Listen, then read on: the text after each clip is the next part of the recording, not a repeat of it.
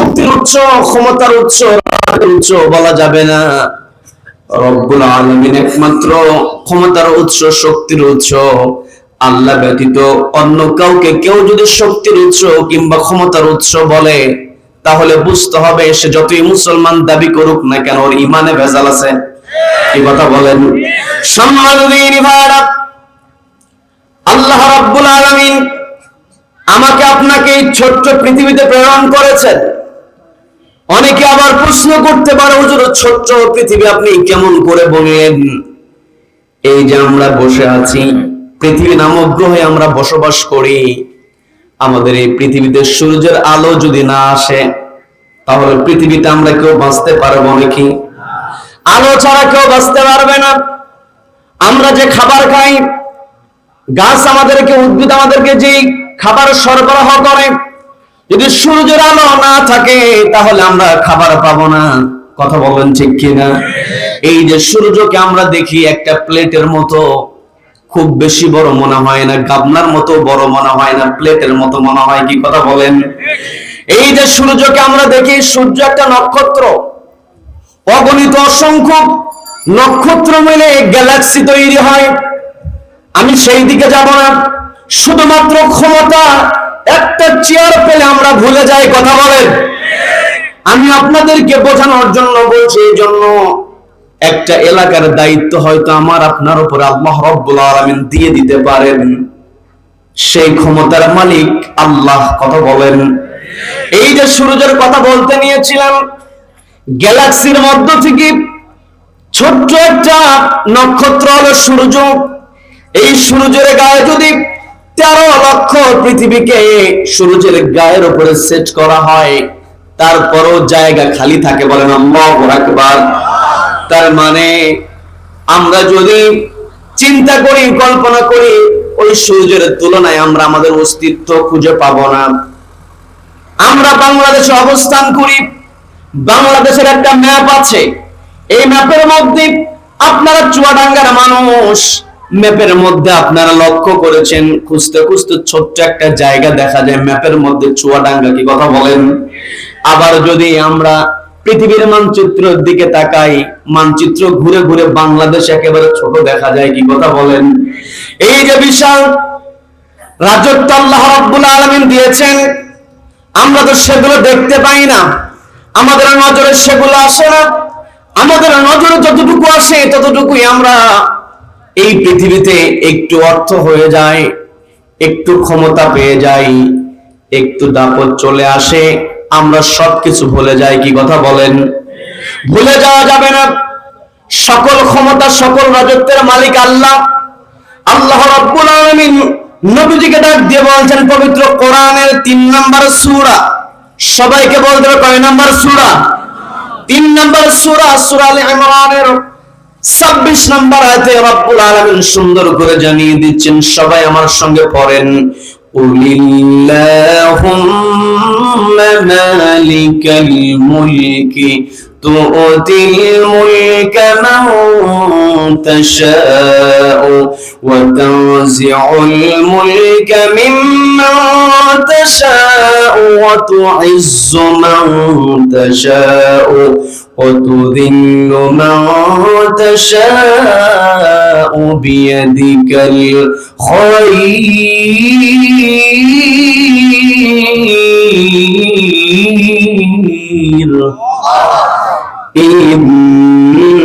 إنك على كل شيء قدير।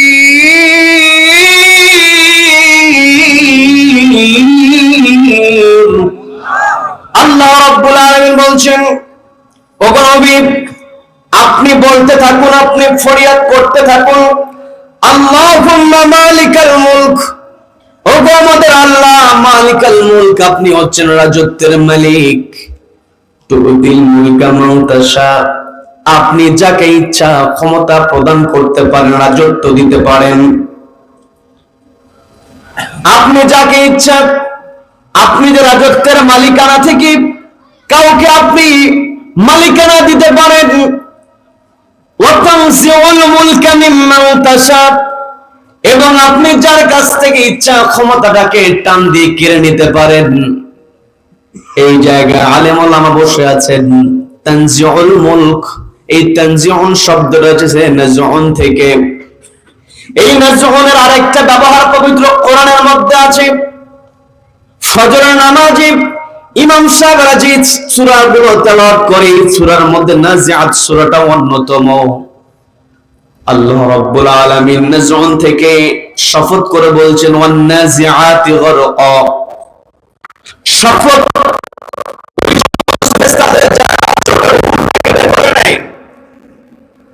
নাজিআতু যারা জোর করে উপরটাকে বের অর্থাৎ জোর করে নিতে হয়, এটা বলছেন আল্লাহ নাজউন শব্দ ব্যবহার করা হয়। এই পৃথিবীতে আল্লাহ রাব্বুল আলামিন রাজত্বের মালিক, সবকিছু আল্লাহর নিয়ন্ত্রণে। রব্বুল আলামিন যাকে ইচ্ছা রাজত্ব দিতে পারেন। এই রাজত্ব পাওয়ার পরে কেউ যদি অহংকার করে, তার সীমা অতিক্রম করে, জুলুম করে, জালিম যদি হয়ে যায়, রব্বুল আলামিন একটা সীমা অতিক্রম করার পরে তানজিউল মুলকা মিম্মান তাশা, ইচ্ছা করে সঙ্গে সঙ্গে জালিমের কাছ থেকে ক্ষমতা আল্লাহ কেড়ে নেন। কথা বলেন ঠিক কিনা? সম্মানিত দিনী ভাইরা, কথাগুলো বোঝার চেষ্টা করবেন। এই যে আল্লাহ রাব্বুল আলামিন তানজিউল মুলক, আল্লাহ রাব্বুল আলামিন টান দিয়ে ক্ষমতা কেড়ে নিতে পারেন। আমরা যদি অতীতের ইতিহাস থেকে জানার চেষ্টা করি, তাহলে এই পৃথিবীতে বড় একজন জালিম ছিল, তার নাম হলো ফেরাউন। কি কথা বলেন? কি কথা বলেন? এই ফেরাউন তার মালিকানা ছাড়তে চায় না, রাজত্ব ছাড়তে চায় নাই। কি কথা বলেন? এই পৃথিবীতে যারা জালিম হয় তারা ক্ষমতা ছাড়তে চায় না। এই জন্য আল্লাহ রাব্বুল আলামিন নাজউন শব্দ দ্বারা বুঝালেন তারা সহজে ক্ষমতা ছাড়বে না। এই ক্ষমতায় টিকে রাখার জন্য লক্ষ লক্ষ মানুষ হত্যা করতেও তারা দ্বিধা করবে না। ফেরাউনের ঘটনা আমরা জানি। যখন মুসা আলাইহিস সালাতু ওয়াস সালামের আগমনের কথা ফেরাউনকে জানানো হলো, ওই ক্ষমতা টিকিয়ে রাখার জন্য ফেরাউন মায়ের পেট থেকে পুত্র সন্তান ভূমিষ্ঠ হওয়ার সঙ্গে সঙ্গে লক্ষ লক্ষ পুত্র সন্তানকে হত্যা করেছে। কথা বলেন ঠিক কিনা? কিন্তু শেষ পর্যন্ত সে তার চেয়ার টিকিয়ে রাখতে পারে নাই। ওই চেয়ার থেকে নামানোর জন্য রব্বুল আলামিন বড় কোন শক্তি ব্যবহার করেন নাই। হাজার হাজার পাইক পেয়াদা, হাজার হাজার সৈন্য তার থাকার পরও পানির মধ্যে আল্লাহ চুবিয়ে মেরেছেন। কথা বলেন ঠিক কিনা? আমরা যদি আবার নমরুদের কথা বলি, নমরুদের খেয়ালের দিকে যদি আমরা তাকাই, নমরুদকে আল্লাহ রাব্বুল আলামিন কেমন করে ক্ষমতা থেকে ক্ষমতাচ্যুত করেছিলেন। আল্লাহ যে বড় শক্তি ব্যবহার করেন না, এটার আরেকটা প্রমাণ হলো নমরুদকে আল্লাহ রাব্বুল আলামিন দুনিয়া থেকে বিদায় করেছিলেন একেবারে ল্যাংড়া মশা দিয়া। কথা বলেন ঠিক কিনা? ল্যাংড়া মশা দিয়ে আল্লাহ দুনিয়া থেকে বিদায় করলেন। বড় শক্তির ব্যবহার হয় নাই। আবার বাংলাদেশে দীর্ঘদিন যে লেডি ফেরাউন ছিল, এই লেডি ফেরাউনকে রব্বুল আলামিন বড় কোনো দল ব্যবহার করলেন না, অস্ত্রধারী কোন ছাত্র জনতাকে সামনে দিয়া রব্বুল আলামিন ওই লেডি ফেরাউনকে পালাতে বাধ্য করেছেন। কথা বলেন ঠিক কিনা? সম্মানিত ভাইরা, কথাগুলো বোঝার চেষ্টা করতে হবে। আজ থেকে 4 মাস আগে আমরা মনেই করে নিয়েছিলাম এদের অত্যাচার থেকে আমরা বাঁচতে পারবো না। কেমন জানি আমাদের মনের মধ্যে একটা সংশয় থেকে গিয়েছে, একে কে নামাবে, কেমন করে নামাবে, আমরা চিন্তা করেছি। কিন্তু যারা আল্লাহর উপরে ভরসা করেছে, যারা অন্যের বিরুদ্ধে প্রতিবাদী হয়েছে, তারা কখনো ভয় পায় নাই। বছরের পর বছর জেলখানায় থেকেছে, তবু ওই জালিমের বিরুদ্ধে কথা বলেছে। কথা বলেন ঠিক কিনা? সম্মানিত বন্ধুগণ, আল্লাহ রাব্বুল আলামিন আমাকে আপনাকে পৃথিবীতে প্রেরণ করলেন, স্পষ্ট জানিয়ে দিলেন যে যত বড় জুলুম করুক না কেন, ওই জালিমের একটা শেষ সময় আছে। কি কথা বলেন? কাজে আমার আপনার সম্মান পৃথিবীতে যদি আমি আপনি পেতে চাই, তাহলে আমাকে আপনাকে একটি কিতাবের সঙ্গে সম্পর্ক রাখতে হবে। সেই কিতাবের নাম কি? সবাইকে বলতে হবে কিতাবের নাম কি? আমার কথায় কি বিরক্ত হচ্ছেন নাকি? এই যে আল কোরআন, এই জায়গায় লেখা আছে কোরআন শরীফ, কোরআন শরীফ লেখা আছে। আবার কোরআনের মধ্যে কোরআনের নাম রব্বুল আলামিন বললেন কোরআনুল মাজিদ। আবার আল্লাহ রাব্বুল আলামিন কোরআনুল কারীম ব্যবহার করেছেন। আমি আপনি কোরআন শরীফ বলি আর কোরআনুল কারীম বলি আর কোরআনুল মাজিদ বলি। শরীফ শব্দের অর্থ ভদ্র সম্মানিত, মাজিদ শব্দের অর্থ সম্মানিত, কারীম শব্দের অর্থ সম্মানিত।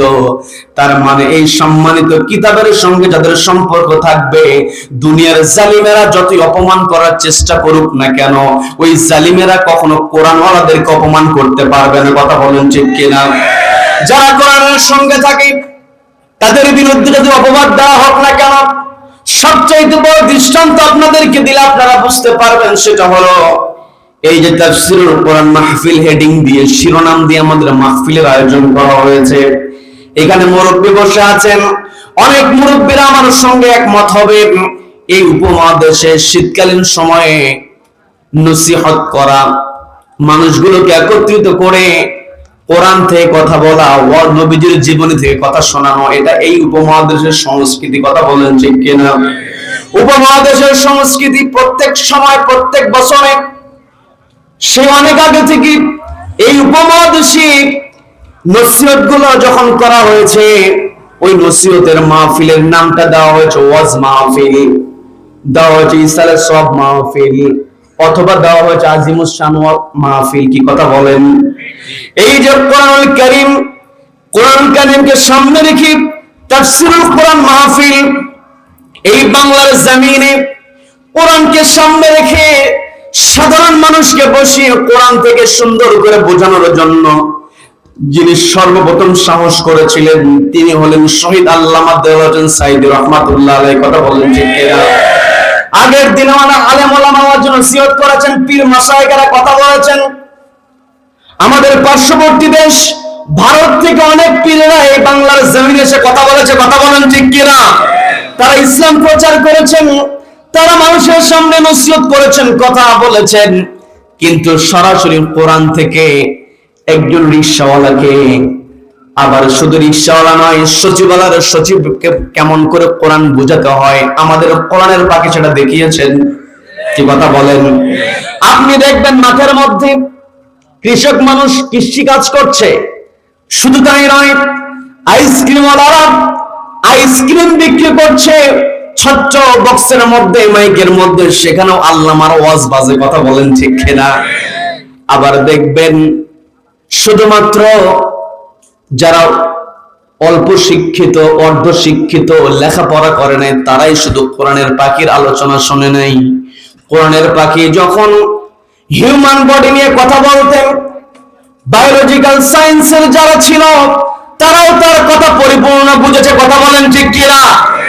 আমাদের আল্লামা যখন অ্যাস্ট্রোলজি নিয়ে, কসমোলজি নিয়ে যখন তিনি কথা বলেছেন, মনে হতো তিনি একজন বিজ্ঞানী। এত সুন্দর করে তিনি কথা বলেছেন, তার শ্রোতা ভ্যানওয়ালা থেকে শুরু করে নিয়ে সচিবালয়ের সচিব পর্যন্ত কি কথা বলেন। তিনি যখন কোরআন থেকে কথা বললেন, বাতিল শক্তি তার এই কোরআনের প্রচারকে সহ্য করতে পারে নাই।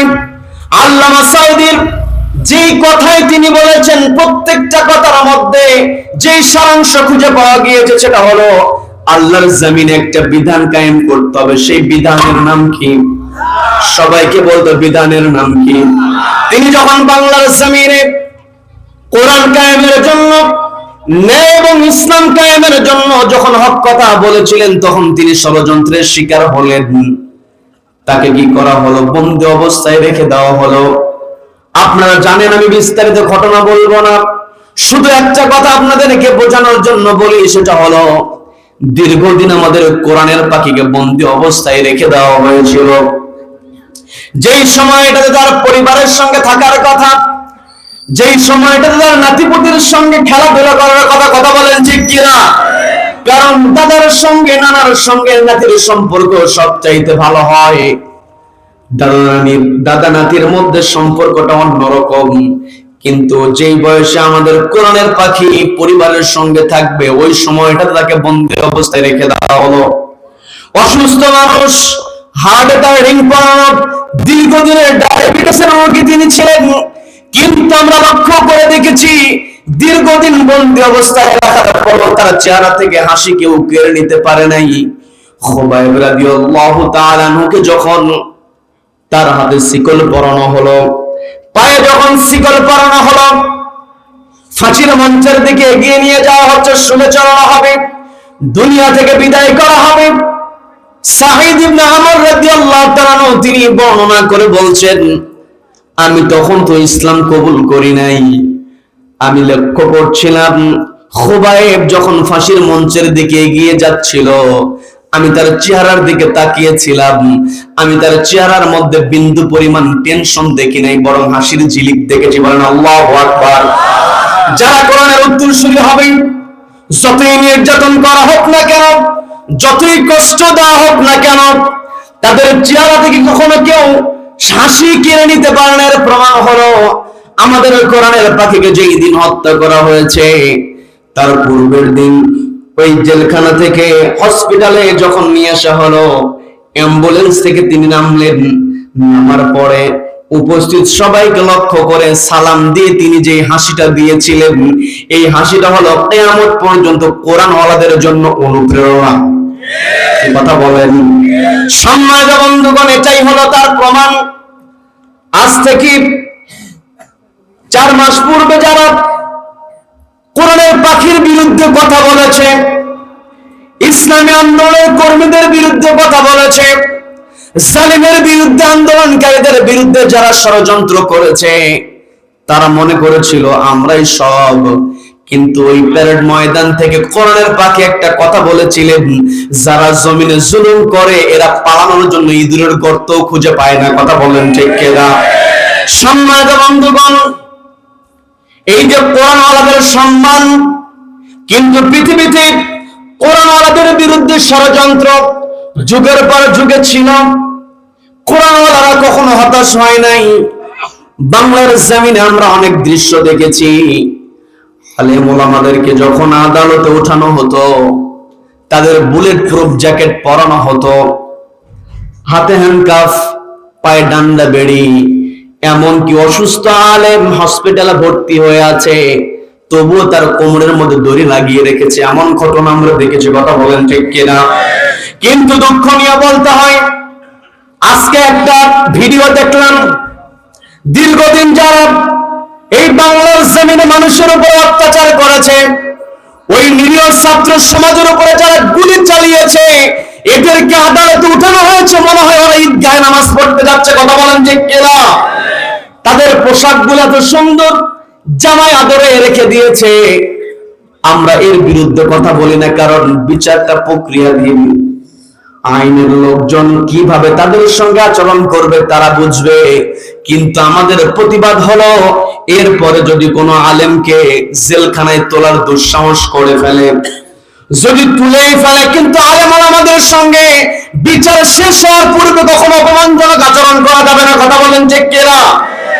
সম্মান দিবান, যেই জায়গায় আলেম আমাদের সম্মান আছে, সেই জায়গাতে শান্তি আছে। কি কথা বলেন? কারণ আজকে পৃথিবীতে নবী রাসূলের দরজা বন্ধ হয়ে গিয়েছে। নবী রাসূল পৃথিবীতে আগমন করবেন না, কিন্তু আল উলামা ওয়ারাসাতুল আম্বিয়া, উলামায়ে কিরাম হলো নবীদের ওয়ারিস, দাওয়াত দেওয়ার ওয়ারিস। কথা বলেন ঠিক কিনা? এই যে আমি আপনি কোরআন সামনে নিয়ে বসেছি, একরাতে অনেক কথা বলতে হয়। এই কোরআন কারীমের এমন কোন অর্ডার নাই যেটা আমরা ছেড়ে দিতে পারি। কি কথা বলেন? ছেড়ে দেওয়ার কোনো সুযোগ নাই। কোরআনের প্রত্যেকটা আয়াত আমার আপনার জন্য অর্ডার, আমার আপনার মানার জন্য। যেখানে আল্লাহ মানতে বলেছেন সেখানে মানতে হবে, যেখানে নিষেধ করেছেন সেখানে আমাকে দূরে থাকতে হবে। আমি আমার আলোচনার সূচনায় পবিত্র কোরআনের 59 নম্বর সূরা, সূরা হাশরের 18 নম্বর আয়াতে কারিমা তেলাওয়াত করেছি। সকলকে বলতে হবে কত নম্বর আয়াত? একটু জোরে বলেন, কত নম্বর আয়াত? 18 নম্বর আয়াত। আল্লাহ রাব্বুল আলামিন শুধু ঈমানদারদেরকে ডাক দিলেন, সকলকে আল্লাহ ডাক দেন নাই। কোরআনের কোন কোন জায়গায় রাব্বুল আলামিন গোটা মানব জাতিকে ডাক দিয়েছেন, আবার কোন কোন জায়গায় শুধু ঈমানদারদেরকে ডাক দিয়েছেন। এই 18 নম্বর আয়াতে রব্বুল আলামিন ঈমানদারদেরকে ডাক দিয়ে বলছেন, ইয়া আইয়ুহাল্লাযীনা আমানু ইত্তাকুল্লাহা ওয়াল তানজুর নাফসুম মা قدمت لغد واتقوا الله إن الله خبير بما تعملون بارك الله أكبر আল্লাহ রাব্বুল আলামিন বলছেন, ইয়া আইয়ুহাল্লাযীনা আমানু, ও যারা ঈমান আনয়ন করেছো, ইত্তাকুল্লাহ, ভয় করো কাকে? সবাইকে বলতে হবে কাকে? আল্লাহকে ভয় করো। আল্লাহকে ভয় করো, আপনাকে দিন সেটা হলো ওয়াল তানজুর নাফসুম মা কদ্দামাত লিগাদ। তোমাদের অবশ্যই করা উচিত,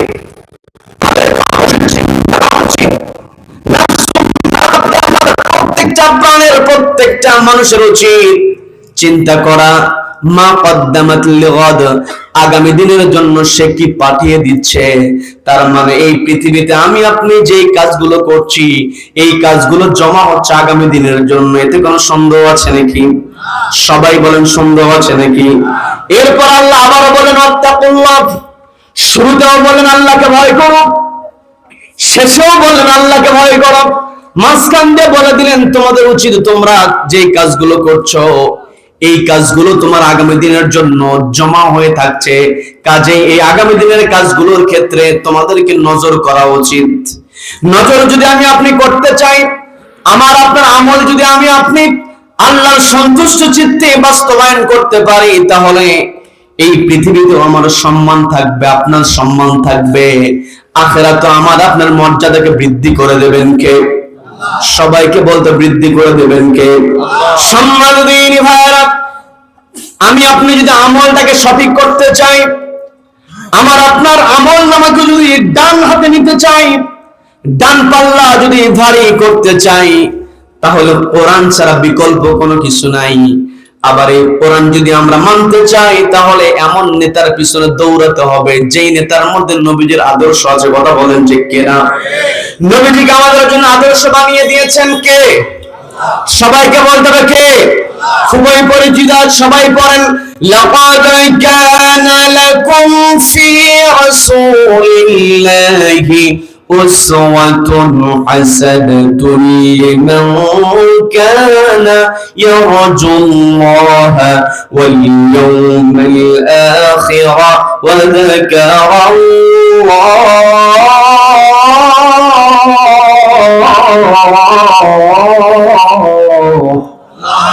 আল্লাহ রাব্বুল আলামিন স্পষ্ট জানিয়ে দিলেন, লাকাদ কানা লাকুম ফি রাসূলিল্লাহি উসওয়াতুন হাসানাহ, নিশ্চয় আমি রাসূলের মধ্যে রেখে দিয়েছি তোমাদের জন্য উত্তম আদর্শ। নবীজির আদর্শ ছাড়া অন্য কোনো আদর্শ মানা যাবে নাকি?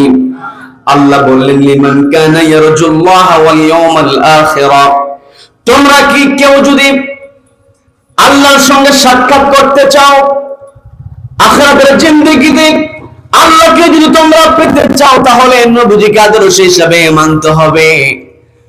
নবীজির আদর্শ কেমন করে মানতে হবে? শুধুমাত্র নামের পূর্বে মুহাম্মদ লিখলেই হবে না। আমরা যারা নাম লিখি, আমাদের নামের সামনে মুহাম্মদ আছে না নাই? সবাইকে বলতে আছে না নাই? বরকতের জন্য আমরা নামের পূর্বে মুহাম্মদ লাগিয়ে দিয়েছি, কিন্তু আল্লাহ রাব্বুল আলামিন যে অর্ডার দিলেন, লাকাদ কানা লাকুম ফি রাসূলিল্লাহি উসওয়াতুন হাসানাহ, নিশ্চয় আমি রাসূলের মধ্যে রেখে দিয়েছি তোমাদের জন্য উত্তম আদর্শ। এখানে আলেম ওলামা আছেন, তারা সহজেই বুঝতে পারবেন, আমি আপনাদেরকে বুঝিয়ে দিচ্ছি, কষ্ট হবে নাকি? নবীজির কথা আল্লাহ বলছেন ফি রাসূলিল্লাহ, তার মানে ফি মুহাম্মদ ইবনে আব্দুল্লাহ কিন্তু বলা হয় নাই। এই জায়গায় আল্লাহ বলেন ফি রাসূলিল্লাহ, নিশ্চয় রাসূলের মধ্যে রেখে দিয়েছি তোমাদের জন্য আদর্শ। অর্থাৎ নবীজি আনুষ্ঠানিকভাবে তিনি রিসালাত পেয়েছেন। নবীজির কাছে যখন জিবরিল আমিন আনুষ্ঠানিকভাবে ওহী নিয়ে হাজির হয়েছিলেন, নবীজির বয়স তখন কত ছিল? সবাই বলেন কত বছর? 40 বছর ছিল বয়স। আবার আরেকটা প্রশ্ন যদি করি, নবীজি তার আচার ব্যবহার দিয়ে, চলাফেরা আচার আচরণ দিয়ে নবীজি তার প্রতিবেশীদের কাছ থেকে একটা উপাধি পেয়েছিলেন। সেই উপাধির নাম কি বলেন? আল আমিন। তার মানে নবীজি রিসালাত তখনও পান নাই, জিবরিল আমিনের সঙ্গে নবীজির তখনও দেখা হয় নাই। তার পূর্বে নবীজির নাম হলো আল আমিন, মানে বিশ্বস্ত, আমানতদার। কথা বলেন ঠিক কিনা? আমি আপনি নামের সামনে মুহাম্মদ লাগিয়ে দিয়েছি, কিন্তু আমানতের খেয়ানত করি। কথা বলেন। নামের সামনে মুহাম্মদ লাগালেই হবে না, নিজের মধ্যে আমানতদারিতা নিয়ে আসতে হবে। এই পৃথিবীতে যে ব্যক্তি আমানতদারিতা রক্ষা করতে পারবে, এই পৃথিবীতে মানুষের মধ্যে যদি 4টা গুণ থাকে, সবাইকে বলতে হবে কয়টা গুণ? সবাই বলেন কয়টা গুণ? 4টা গুণ যদি থাকে, নবীজি স্পষ্ট জানিয়ে দিলেন, ইদা কুননা ফিকা ফালা আলাইকা ফামা ফাতাকা। নবীজি স্পষ্ট বলে দিলেন, ফালা আলাইকা মা ফাতাকা মিনাদ দুনিয়া। 4টা গুণ যদি তোমার মধ্যে থাকে, তাহলে এই পৃথিবীতে তোমার হারানোর কোনো কিছু নাই। অর্থাৎ এই পৃথিবীতে আমরা সবাই হারানোর ভয় করি। কি কথা বলেন? পকেটে টাকা আছে, খরচ করলে কমে যাবে, হারানোর ভয় আছে না নাই? ঘরের মধ্যে দামি জিনিস রেখে দিয়েছি, ঘরের বাইরেও তালা দিয়ে দেই, আবার ড্রয়ারের মধ্যে তালা লাগাই। কি কথা বলেন? হারানোর ভয় আমাদের আছে। কিন্তু নবীজি বললেন, যখন তোমাদের মধ্যে 4টা জিনিস থাকবে, ইদা কুননা ফিকা ফালা আলাইকা মা ফাতাকা মিনাদ দুনিয়া, এই দুনিয়াতে চলতে গিয়ে যখন আর বাহন 4টা জিনিস তোমাদের মধ্যে থাকবে, হারানোর কোনো ভয় থাকবে না। 1 নাম্বার হলো হিফজু আমানাত, আমানতের হেফাজত যেই করে, আমানতদারিতা যার মধ্যে আছে, তার হারানোর কোনো ভয় নাই। 2 নাম্বার সিদকু হাদিসিন, যারা সত্য কথা বলে। 3 নাম্বার হুসনু খলিকাতিন, উত্তম চরিত্র যাদের। 4 নাম্বার ওয়াকফাতুন ফি তুমিহি ফি তুমাতিন, অর্থাৎ যার রিজিকটা, তোআমটা, খাবারটা হয় বৈধ, হালাল। কিন্তু আমার দেশে হারামখোর আছে না নাই? আছে না নাই? বরং এই হারামখোরদের অত্যাচারে বাজার করা যায় না। কথা বলেন ঠিক কিনা? ওই হারামখোররা তো বাজারের কষ্ট বোঝে না, মানুষের কাছ থেকে হারাম নিয়ে নেয়। কি কথা বলেন? ওদের টাকার অভাব হয় না, ওদের অভাব হয় না টাকার, কিন্তু শান্তির অভাব ওদের মধ্যে। কথা বলেন ঠিক কিনা? টাকা থাকলেই কিন্তু শান্তি পাওয়া যায় না। কি কথা বলেন? এই পৃথিবীতে আমাকে আপনাকে চিন্তা করতে হবে 4টা বিষয় আমার মধ্যে আছে কিনা। নবীজির জিন্দেগির দিকে যদি আমি আপনি তাকাই, হিফজু আমানাত, নবীজি বললেন 4টা বিষয় যদি তোমাদের মধ্যে থাকে। 1 নম্বরে হিফজু আমানাতিন, নবীজির জিন্দেগির দিকে যদি আমরা তাকাই, নবীজির রিসালাত পাওয়ার পূর্বেই তিনি আমানতদারিতা রক্ষা করেছেন। বলেন আল্লাহু আকবার। নবীজি কেমন আমানতদার ছিলেন একটু বোঝার চেষ্টা করবেন। নবীজি কেমন আমানতদার ছিলেন আপনারা ঘটনা জানেন, আমি বিস্তারিত ঘটনা বলবো না। নবীজি যেই দিন হিজরতের অর্ডার পেয়েছিলেন, নবীজি মক্কা থেকে মদিনায় যাবেন, নবীজিকে অর্ডার করলেন কে? সবাইকে বলতে অর্ডার করলেন কে? নবীজির বিরুদ্ধে 3টা ষড়যন্ত্র হয়েছিল। আমি বিস্তারিত আয়াত বলছি না, পবিত্র কোরআনের 8 নম্বর সূরা আনফালের 30 নম্বর আয়াত আল্লাহ বললেন, وَإِذْ يَمْكُرُ بِكَ الَّذِينَ كَفَرُوا لِيُثْبِتُوكَ أَوْ يَقْتُلُوكَ أَوْ يُخْرِجُوكَ। ওগো নবী, কাফেররা তো আপনার বিরুদ্ধে 3টা ষড়যন্ত্র করেছিল, সেই ষড়যন্ত্রের কথা স্মরণ করুন। 1 নাম্বার, নবীজিকে তারা বন্দী অবস্থায় রেখে দিয়েছিল। 2 নাম্বার, নবীজিকে হত্যার ষড়যন্ত্র করেছিল। 3 নাম্বার, নবীজিকে তারা হিজরত করতে বাধ্য করেছিল। নবীজি যখন হিজরতের অর্ডার পেয়ে গেলেন, নবীজি অর্ডার পাওয়ার সঙ্গে সঙ্গে সবার আগে ডাক দিলেন হযরত আলী রাদিয়াল্লাহু তাআলা আনহুকে। হিজরতের অর্ডার হবে, তার পূর্বে হিজরতের ইঙ্গিত পাওয়ার পরে তিনি বলেছিলেন আবু বকর রাদিয়াল্লাহু তাআলা আনহুর কাছে। কিন্তু হিজরতের অর্ডার হওয়ার সঙ্গে সঙ্গে সবার আগে ডাক দিলেন হযরত আলী রাদিয়াল্লাহু তাআলা আনহুকে। ডাক দিয়ে বলছেন, আলী, এই মক্কার লোকেরা তো আমাকে এই মক্কায় থাকতে দিচ্ছেন আমাকে, আজকে রাতের মধ্যে এই মক্কা থেকে মদিনায় হিজরতের উদ্দেশ্যে রওনা হয়ে যেতে হবে। হযরত আলী বললেন, ইয়া রাসূলুল্লাহ, আপনি যদি এই পথ দিয়ে যান তাহলে ভালো হবে। পথের নির্দেশনা যখন নবীজিকে দেওয়া হচ্ছিল, নবীজি বললেন, ও আলী, তোমাকে তো আমি পথের নির্দেশনার জন্য ডাকি নাই, তোমাকে আমি ডেকেছি এই কারণে। বলে, কোন কারণ? তোমাকে ডেকেছি এই মক্কার লোকেরা আমাকে এখানে থাকতে দেয় নাই, আমাকে হত্যার ষড়যন্ত্র করেছে, আমাকে বন্দী অবস্থায় রেখে দিয়েছে, আমার উপরে জুলুম করেছে। কিন্তু এই মক্কার লোকেরা সবচাইতে বেশি বিশ্বাস করে আছে আমাকে। নিজের দলের লোকজন, নিজের গোত্রের লোকজনকে তারা বিশ্বাস করে নাই। আমার কাছে মূল্যবান সম্পদগুলো আমানত রেখেছে। কাজে এই আমানতগুলো যদি তাদেরকে বুঝিয়ে না রাতের অন্ধকারে চলে যায়, তাহলে তো আমি আমাদের খেয়ানতকারী হয়ে যাব। কাজেই তোমাকে আমি দায়িত্ব দিই, আজকে রাতে আমি রওনা হয়ে যাচ্ছি মদিনার উদ্দেশ্যে। আগামীকালকে সকালবেলা তুমি আমার এই আমানতগুলো মক্কার লোকদেরকে বুঝিয়ে দেবে। আল্লাহু আকবার, আল্লাহু আকবার। আপনি যদি হতাম, চিন্তা করতাম যে এলাকার লোক আমাকে এলাকায় থাকতে দেয় না, ওদের সম্পদ আর কি দিব, নিয়ে ভেগে যেতাম। কি কথা বলেন? কিন্তু নবীজি কি করলেন? আমানত দায়িত্ব রক্ষা করলেন। নবীজির সাহাবী হযরত ওমর রাদিয়াল্লাহু তাআলা আনহু, তার খেলাফতের সময় চলছে। হযরত ওমর রাদিয়াল্লাহু তাআলা আনহু তিনি খেলাফতের দায়িত্ব পালন করেছেন যথাযথভাবে। কাকে ভয় করে? সবাইকে বলতে হবে কাকে করে। প্রত্যেক দিন জুমার নামাজে ইমাম সাহেব বলেন, ওয়া আসাদতুহুম ফি আমরিল্লাহি ওমর। ওমর রাদিয়াল্লাহু তাআলা ছিলেন আল্লাহর বিধান মানার ক্ষেত্রে সবচাইতে বড় কঠোর। এই পৃথিবীতে সবচাইতে বড় আমানত হচ্ছে চেয়ারের আমানত। কথা বলেন ঠিক কিনা? কিয়ামতের কঠিন ময়দানে সূর্য যখন একেবারে মাথার কাছাকাছি চলে আসবে, ওই দিন আল্লাহর আরশের ছায়া ছাড়া কোনো ছায়া থাকবে না। কথা বলেন ঠিক কিনা? এই আল্লাহর আরশের নিচে আল্লাহ রাব্বুল আলামিন যাদেরকে জায়গা দিবেন, এক নম্বর নবী জানিয়ে দিয়েছেন 7 শ্রেণীকে দায়িত্ব ওই জায়গা দেওয়া হবে। 1 নম্বর শ্রেণী যাদেরকে বলা হয়েছে ইমামুন আদিলুন, ন্যায়পরায়ণ ইমাম। অর্থাৎ যেই ব্যক্তি চেয়ারে বসে ন্যায়পরায়ণতা বাস্তবায়ন করতে পারবে, সেই কেবল আল্লাহর আরশের নিচে জায়গা পাবে। কথা বলুন ঠিক কিনা? সম্মানিত বন্ধুগণ, হযরত ওমর রাদিয়াল্লাহু তাআলা তিনি আমাদের চেয়ারে বসে কোনো খেয়ানত করেন নাই। হযরত ওমরের দরবারে 2 জন বালক, সবাইকে বলতে হবে কয়জন? সবাই বলেন কয়জন বালক? 2 জন বালক হযরত ওমরের দরবারে আরেকজন যুবককে টেনে হিসে হাজির করলো। হযরত ওমর রাদিয়াল্লাহু তাআলা প্রশ্ন করছেন, কি ব্যাপার, তোমরা এই 2 জন মিলে এই যুবককে টেনে হিসে কেন আমার দরবারে হাজির করলে? কারণটা কি? 2 বালক জবাব দেয়া বলছে, আমিরুল মুমিনিন, এরা আমার পিতাকে হত্যা করেছে। এই যুবক আমার পিতাকে হত্যা করেছে, এই জন্য আমরা 2 ভাই মিলে যুবককে টেনে আপনার সামনে হাজির করেছি।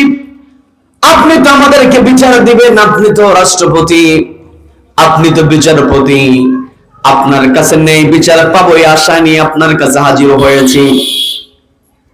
হযরত ওমর রাদিয়াল্লাহু তাআলা যখন অভিযোগ শুনলেন, অভিযোগ শোনার সঙ্গে সঙ্গে ওই যুবককে প্রশ্ন করলো, যুবক, তোমার বিরুদ্ধে যে এই 2 জন বালক অভিযোগ এনেছে, অভিযোগ সত্য নাকি? যুবক একেবারে সরাসরি বলে ফেলল, হ্যাঁ সত্য, আমি এদের পিতাকে হত্যা করেছি। প্রশ্ন করেছে একবার এই জবাব যখন দিয়েছে, হযরত ওমর রাদিয়াল্লাহু তাআলা চিন্তা করলেন, আমার রাজ্যে কেউ যদি নিজের হাতে আইন তুলে নেয়, হত্যার বদলে হত্যা বিধান কার্যকর হয়, অথচ এই যুবককে আমি প্রশ্ন করলাম, যুবক কোন প্রকার ভয় ছাড়াই উত্তর দিয়েছে। কোন আসামিকে যদি জিজ্ঞাসা করা হয়, সহজেই কিন্তু সত্য স্বীকার করে না। কথা বলেন ঠিক কিনা? কথা বলেন ঠিক কিনা? সহজেই কিন্তু সত্যকে স্বীকার করতে চায় না। রিমান্ডে তাকে নিতে হয়, আবার কষ্ট নিয়ে কতগুলো কথা বলতে হয়। আমার দেশে রিমান্ডে নিয়ে সত্যকে মিথ্যা, মিথ্যাকে সত্য বানিয়ে দেয়, এমন ঘটনা আছে না নাই? সবাইকে বলতে হবে, এমন ঘটনা আছে না নাই? যেই ব্যক্তিরা রিমান্ডে নিয়ে নেয়, তারাও কিন্তু দেখবেন নামের সামনে তাদের মোহাম্মদ লেখা আছে না নাই? রিমান্ডে নিয়েছে, একেবারে ডাহা মিথ্যা কথা বলে, আছে না নাই? আছে না নাই? সম্প্রতি আপনারা জানেন, আমি ওই ঘটনার দিকে যাব, যেহেতু প্রসঙ্গ চলে এসেছে একটু বলা দরকার। সেটা হলো সম্প্রতি একটা ঘটনা ঘটেছে বগুড়ার দিকে। সেটা হলো একজন মা, তাকে হত্যা করা হয়েছে। প্রথমে তাকে রিমান্ডে নেওয়া হলো। র্যাব জিজ্ঞাসাবাদ করে বলল ওই ছেলে নাকি তার মাকে হত্যা করে ফ্রিজে ঢুকিয়ে ফেলেছে। এই তথ্য যখন র্যাব দিয়েছে, গোটা দেশের মধ্যে তথ্যটা চলে গিয়েছে, কোনো যাচাই বাছাই নাই। কি কথা বলেন? কি কথা বলেন? অথচ কোথাও থেকে যদি কোন তথ্য আসে এবং তথ্য প্রচারকারীরা যদি মিথ্যাবাদী হয়ে থাকে, তাহলে ওই তথ্যকে যাচাই করার জন্য অর্ডার দিয়েছেন কে? কে অর্ডার দিয়েছেন? আমার দেশে হলুদ সাংবাদিকতা আছে না নাই? আছে না নাই? এই হলুদ সাংবাদিকতারা আজকে আমার দেশে অন্যায় প্রতিষ্ঠিত হওয়ার জন্য, আমার দেশে দীর্ঘ 15 বছর যে জুলুম চলেছে, এর মধ্যে অন্যতম নিয়ামক শক্তি হিসেবে কাজ করেছে হলুদ সাংবাদিকতা। কি কথা বলেন?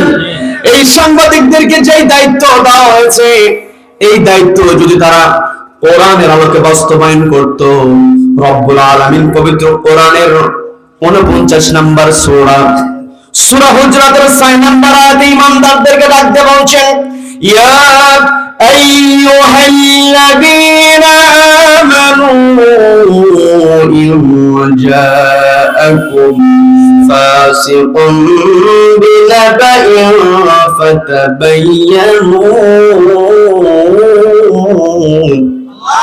আল্লাহ রাব্বুল আলামিন ঈমানদারদেরকে ডাকতে বলেন, ইয়া আইয়ুহাল্লাযীনা আমানু, হে যারা ঈমান আনয়ন করেছো, ইন জাআকুম, যদি তোমাদের কাছে কেউ চলে আসে, ফাসিকুন, কোন ফাসিক ব্যক্তি, অর্থাৎ যাদের দ্বারা মিথ্যা কথা বলার অভ্যাস আছে, এরা যদি তোমাদের কাছে কোন সংবাদ নিয়ে আসে, বিনাবাইন, সংবাদ সহ আছে, ফাতাবায়ানু, তোমাদের দায়িত্ব হলো ওই সংবাদগুলোকে যাচাই বাছাই করা। কি কথা বলেন? আমার দেশে র্যাবেরা মিথ্যা কথার প্রমাণ দিয়েছে, কথা বলেন ঠিক কিনা? পুলিশেরা মিথ্যা কথা বলেছে, কথা বলেন ঠিক কিনা? যেই সুযোগ এসেছে, পরবর্তীতে আমাদের পুলিশেরা এটাই আমরা চাই, কথা বলেন। কি কথা বলেন? ওই পুলিশদের উপরে প্রেসার দেওয়া হয় ন্যায় ইনসাফ না থাকার কারণে। কি কথা বলেন? আজকে যদি কোরআন থাকতো, আজকে যদি হত্যার প্রকৃত বিচার হতো, হত্যার বদলে হত্যা, হযরত ওমরের দরবার বিচার নিয়ে এসেছে, ওইদিকে আবার যাব। কিন্তু আমি আপনাকে স্পষ্ট যেটা বলে দেই, কোরআনের আলোকে আমার কথা বলছি না, এই জমিনে যদি হত্যার বদলে হত্যা বিধান থাকতো, তাহলে এই হত্যাকাণ্ড নিয়ে কেউ মিথ্যাচার করতে পারতো না। কথা বলেন ঠিক কিনা? মিথ্যা তথ্য দিয়ে তাকে ব্যত্রাঘাত করতে হবে, কোরআনের মধ্যে বিধান আছে না নাই? যেই তদন্তকারী কর্মকর্তা মিথ্যা তথ্য দেবে, এই তদন্তকারী কর্মকর্তার শাস্তিকে নিশ্চিত করতে হবে। কথা বলেন ঠিক কিনা? এই যে বগুড়ার ঘটনাটা ঘটেছে, সাদ নামের যেই তরুণ ছেলেটা মাকে হত্যা করে নাই, তারপরও তার বিরুদ্ধে যে কথা বলেছে ছোট্ট মানুষ, প্রশ্নের বেড়া জালে তাকে ফেসে দিয়ে তার কাছ থেকে যে জবানবন্দি নিয়েছে, মাকে হারিয়ে তার কষ্ট, এর উপরে মা হারিয়েছে, তার উপর আবার তার উপর অপবাদ দেওয়া যে সে নাকি মাকে মেরেছে। তাহলে চিন্তা করে দেখেন, ওই ছেলেটার জায়গায় যদি আমি আপনি হতাম, আমার আপনার মানসিক অবস্থা কেমন হতো? কি কথা বলেন? মাকে হারিয়েছে, মাকে হারানোর যে যন্ত্রণা, তার ভাই স্পষ্ট বলছি, আমার ভাইকে আমি ভালো করেই চিনি, আমার হাতে আমি তাকে মানুষ করেছি, সে কখনো হত্যা করতে পারে না। ওই তথ্য আসার পরে আমরা বারবার বলেছি, কিন্তু ভ্রুক্ষেপ করা হয় নাই। আজকে শাস্তি আমার দেশে নিশ্চিত না হওয়ার কারণে এই সাংবাদিকরা খবর পাওয়ার সঙ্গে সঙ্গে মিথ্যা প্রচার করে। কথা বলেন ঠিক কিনা? যারা মিথ্যা তথ্য ছড়াবে, এদের বিরুদ্ধে শাস্তির বিধান কোরআনের আলোকে বাস্তবায়ন করতে হবে। কথা বলেন ঠিক কিনা? সম্মানিত বন্ধুগণ, যে কথাই ছিল হত্যার বদলে হত্যা বিচারের আশায় ওই দুইজন বালক যুবককে নিয়ে যখন হযরত ওমরের দরবারে হাজির হয়েছে, হযরত ওমর রাদিয়াল্লাহু তাআলা যুবককে প্রশ্ন করলেন, ও যুবক, তুমি কি হত্যা করেছো নাকি? যুবক কোন প্রকার ভয় ছাড়াই স্বীকার করে নিয়েছে। হযরত ওমর একটু অবাক হলেন, যুবক যেহেতু স্বীকার করেছে, যুবককে প্রশ্ন করছো, যুবক তুমি তোমার স্বীকারোক্তিমূলক জবানবন্দি দিয়েছো, তুমি যেহেতু অপরাধ স্বীকার করে নিয়েছো, তোমার রায় লেখা আমার জন্য একেবারে সহজ, রায়টা দিয়ে দাও আমার জন্য সহজ, কিন্তু রায় দেওয়ার পূর্বে আমি একটু তোমাদের সঙ্গে কথা বলতে চাই। ঘটনা শুনবেন নাকি? শুনবেন। হযরত ওমর প্রশ্ন করলেন, তুমি যে এদের পিতাকে হত্যা করেছো এর কারণটা একটু বলো তো, কেন মেরে ফেলেছো, কেন হত্যা করেছো? তুমি তো সত্যবাদী বালক, তুমি নির্দ্বিধায় সত্য বলে দিয়েছো, তুমি ভালো করে জানো হত্যার বদলে হত্যা, তারপরেও তুমি সত্য স্বীকার করে নিয়েছো। তোমাকে আমি বলছি তুমি এদের পিতাকে কেন হত্যা করেছো একটু জানতে চাই। যুবক জবাব দিয়ে বলছে, আমিরুল মুমিনিন, আমি তো এই এলাকার মানুষ নয়, আমার বাড়ি অনেক দূরে, আমি আমার গন্তব্য যাওয়ার জন্য দীর্ঘ পথ আমি অতিক্রম করেছি। দীর্ঘ পথ অতিক্রম করার পরে আমার শরীরের মধ্যে একটা ক্লান্তি ভাব এসেছে। আমি যখন আমার ঘোড়ার পিঠের উপরে চলছিলাম, আমার চোখের মধ্যে ঘুম ঘুম ভাব। আমি চিন্তা করলাম আমার যাত্রাটা বিরতি দেওয়া দরকার। আমি আমার যাত্রা মুলতবি দিলাম, বিরতি দিলাম। বিরতি দিয়ে ঘোড়ার পিঠ থেকে আমি নেমে গেলাম। নেমে গিয়ে আমি বিশ্রামের জন্য যখন পিঠটা আমি ঠেকিয়ে দিয়েছি, আমার প্রচন্ড ঘুমে আমি আচ্ছন্ন হয়ে গিয়েছি। ঘুমানোর পূর্বে আমি যেই জায়গায় উটটা রেখেছিলাম, ঘুম থেকে জাগার পর লক্ষ্য করে দেখলাম সেই জায়গাতে আমার উটটা নাই। আমি যখন আমার ওই জায়গায় উটটা দেখতে পেলাম না, আমি তন্ন তন্ন করে খুঁজতে লাগলাম আমার উটটা কোথায় গেল। বিরক্ত হচ্ছেন নাকি? বিরক্ত হচ্ছেন? আমার উটটা কোথায় গেল? আমি খুঁজতে খুঁজতে গিয়ে দেখি আমার জমির পাশে একটা জায়গায়, আর আমি খুঁজতে খুঁজতে গিয়ে দেখি আমার উটটা একটা জমির পাশে পড়ে আছে। আমি যখন আমার উটটাকে পড়া অবস্থায় দেখতে পেলাম, উটটা পড়ে আছে, আমি উটের কাছে চলে গেলাম, গিয়ে দেখি উটটা মৃত অবস্থায়। আমি আমার উটের পাশে গিয়ে বসলাম, গিয়ে দেখি আমার উটটা মৃত অবস্থায় পড়ে আছে, কিন্তু আমার উটটাকে মারাত্মকভাবে আঘাত করা হয়েছে, জখম করা হয়েছে। যখন আমি আমার উটকে রক্তাক্ত দেখলাম, রক্তাক্ত দেখার সঙ্গে সঙ্গে আমার কলিজার মধ্যে রক্তক্ষরণ শুরু হলো। কারণ পোষা প্রাণীর প্রতি আমাদের মহাব্বত আছে না নাই? সবাইকে বলতে হবে আছে না নাই? দেখবেন কোরবানির সময় পশু বিক্রি করে দেয়, বিক্রি করে দেওয়ার পরে 3 দিন পর্যন্ত গরুর শোকে খাবার খায় না, আছে না নাই?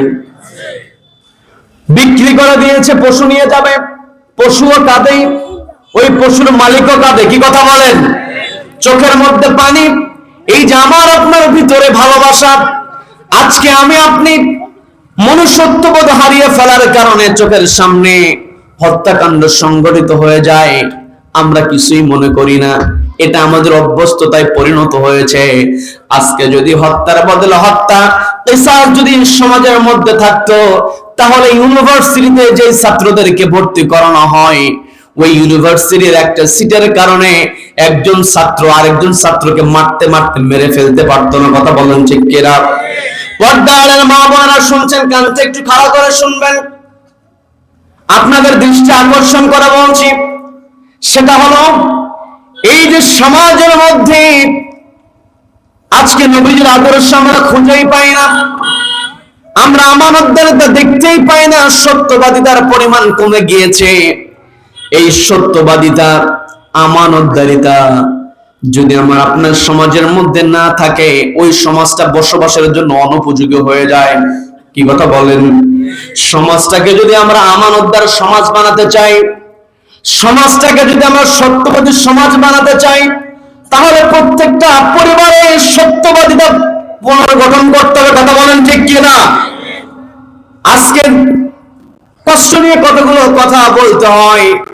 আজকে মুরব্বীদেরকে সম্মান দেওয়া হয় না, আজকে মুরব্বীদের গ্রহণযোগ্যতা একেবারে কমে গিয়েছে, মুরব্বীদেরকে কেউ দাম দিতে চায় না। কথা বলেন, আগের দিনে মুরব্বীদের সামনে কেউ কথা বলতো না, কাচুমাচু হয়ে মুরব্বীদেরকে সম্মান দেওয়া হতো, কিন্তু আজকে মুরব্বীদের সম্মান দেওয়া হয় না একটাই কারণ, সমাজের মধ্যে আমানতদারিতা নাই, সত্যবাদিতা নাই। কথা বলেন ঠিক কিনা? যেই সমাজে আমানতদারিতা থাকে না, যেই সমাজে সত্যবাদিতা থাকে না, ওই সমাজের মধ্যে কোনো জবাবদিহিতা থাকে না। কথা বলেন। যেই সমাজে জবাবদিহিতা নাই, সেই সমাজের মধ্যে অন্যায় সংগঠিত হবে। যে সমাজে মুরব্বীদেরকে সম্মান দেওয়া হবে না, ওই সমাজের মধ্যে জবাবদিহিতার খুঁজে পাওয়া যাবে না। যদি সমাজের মধ্যে আমি আপনি সত্যবাদিতা আনতে চাই, জবাবদিহিতা যদি প্রতিষ্ঠা করতে চাই, আমার পর্দার মা বোনেরা একটু কানটা খাড়া করে শুনবেন, বোঝার চেষ্টা করবেন। আপনাদের কাছে কোজোরে আমি মিনতি করব, আমি আপনাদের সন্তান, আপনাদের ভাই হিসেবে বলে যাই। আমি ছত্রপাড়ায় গত বছর, আগের বছর আগে এসেও কথাটা বলেছিলাম, আজকে আপনাদেরকে আবার কথাটা বলি। সেটা হলো, একটা পরিবারে একটা ছোট্ট সন্তান সবার আগে তার মায়ের কাছ থেকে শেখে। কথা বলেন ঠিক কিনা? মা যদি সত্য কথা বলে, সন্তান মায়ের কাছ থেকে সত্য কথা বলা শেখে। মা যদি আমানতদার হয়, ওই মায়ের সন্তানেরা আমানতদার হয়। কথা বলেন ঠিক কিনা? আমরা আলোচনা করছি, লাকাদ কানা লাকুম ফি রাসূলিল্লাহি উসওয়াতুন হাসানা। নবীজিদেরকে আমাদের জন্য উত্তম আদর্শ বানিয়ে দিয়েছেন কে? নবীজির এক নাম্বার আদর্শ হলো নবীজি সত্যবাদী ছিলেন। নবীজির অন্যতম বৈশিষ্ট্য হলো নবীজি আমানতদার ছিলেন।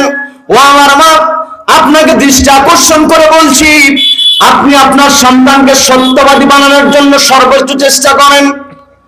আপনার সন্তানকে আমানতদার বানানোর জন্য আপনাকে চেষ্টা করতে হবে। আমাদের সন্তানেরা যখন প্রতিষ্ঠানে ভালো রেজাল্ট করে, সন্তানের রোল যদি এক হয়, ছেলে এক রোল করেছে, মেয়ে 200 জন ছাত্রীর মধ্যে সেকেন্ড হয়েছে, থার্ড হয়েছে, ওই মা সবসময় সন্তানের প্রশংসা করে, আমার ছেলে ক্লাসের মধ্যে 1 নাম্বার, বলে কি বলে না?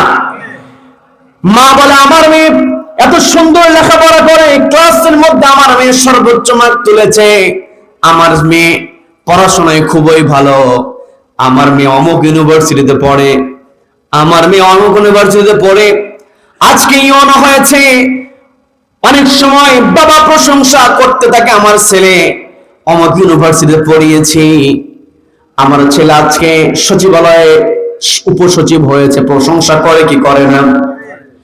আমার আপনার সন্তান ভালো চেয়ারে বসবে, আমি আপনি অবশ্যই প্রশংসা করব, কিন্তু আমার আপনার এই প্রশংসাটা হওয়া দরকার। আমার মা ও আমার বোন, সন্তানের কোন প্রশংসাগুলো করবেন বোঝার চেষ্টা করেন। সেটা হলো, আপনার সন্তানের প্রশংসা করেন, আপনার সন্তান ক্লাসে সবচাইতে ভালো রেজাল্ট করেছে, ভালো, এই প্রশংসা আপনি অবশ্যই করবেন।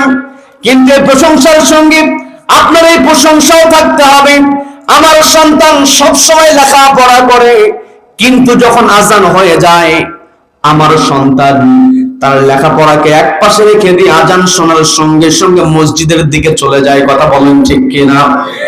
আপনাকে বলতে হবে যে আমার মেয়ে যখন মসজিদের মিনার থেকে আজান শুনতে পায়, ও তখন তার পড়ার টেবিল থেকে উঠে গিয়ে যায় নামাজ নিয়ে ঘরের মধ্যে নামাজে দাঁড়িয়ে যায়। এটাই হতে হবে প্রশংসা। কথা বলেন ঠিক কিনা? আপনার সন্তান ইউনিভার্সিটিতে পড়েছে, আপনার সন্তান ইউনো হয়েছে, আপনার সন্তান এসপি হয়েছে, ডিসি হয়েছে, ম্যাজিস্ট্রেট হয়েছে, আপনার প্রশংসা করা উচিত।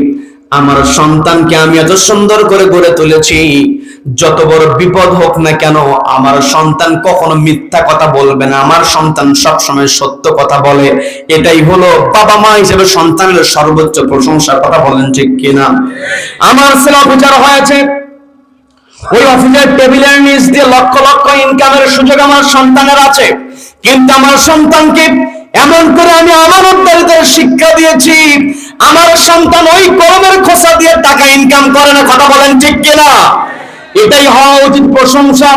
কিন্তু আজকে আমি আপনি সন্তানকে বড় করছি, সন্তানকে লেখাপড়া করানোর জন্য ব্যস্ত হয়ে পড়ছি, সন্তানকে পড়াশোনার জন্য কত তাগিদ দেই, সন্তানকে পড়াশোনার জন্য বারবার বলি, অথচ মসজিদের মিনার থেকে আদান হয়ে যায়, মা আপনি সন্তানকে নামাজের কথা বলেন না, বাবা আপনি সন্তানকে নামাজের কথা বলেন না। এই সন্তান যখন পৃথিবী ছেড়ে চলে যাবে, নামাজের শিক্ষা যখন আপনি না দেবেন, আমানতদারিতার শিক্ষা যখন আপনি না দিবেন, এই সন্তান কিয়ামতের কঠিন ময়দানে আল্লাহকে বলবে, রব্বানা আরিনাল লাযাইনা আদাল্লানা মিনাল জিন্নি ওয়াল ইনস নাজআলহুমা তাহতা আকদামিনা।